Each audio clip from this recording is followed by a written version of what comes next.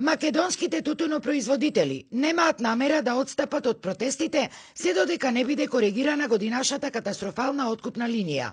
Лути, гневни и крајно изреволтирани од манипулативниот однос на откупувачите, тие денеска 6 часа го блокираа патниот правец Прилеп-Градско на превојот Плетвар со синхронизирани протести во други делови од државава, освен во Струмичко-Радовишкиот регион, каде протестот им бил забранет. Имаме денеска протест во Велес, имаме протест во Конче, имаме проблеми во Струмица и во Радовиш, каде луѓето се одбиваат да протестираат.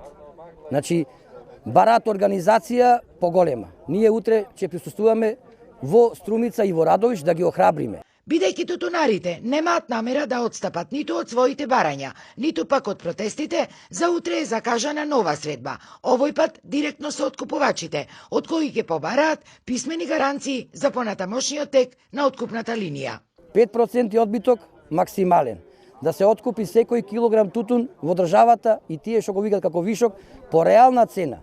Флексибилна линија на откуп како прошлата и предпошлата година. Знаат тие како, ако не знаат, ќе му формулираме како треба тоа да се одвива. Максимална цена, ако тоа се постигне, ќе дојди нормално до 190-200 денари, без никаков проблем. Напоредно со протестите тече и откупот на тутунот, на кој што тутунарите имаат сериозни забелешки. Просекот беше 170. Ние ќе бидеме задоволни доколку тутунот помине, како што рече Игор, 190-200 денари. Значи, нашата мака, ние сакаме само да се плати, ништо друго. Не сакаме да го земаат тоа што е квалитетно и убаво, тие го земаат у четворки, у тројки, а знаеме поминативе години како беше, дека беше се прва, втора.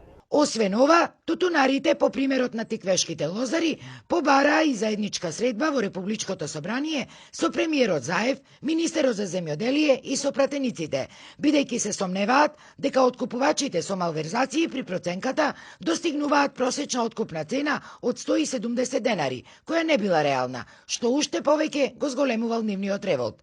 Протестите продолжуваат и утре.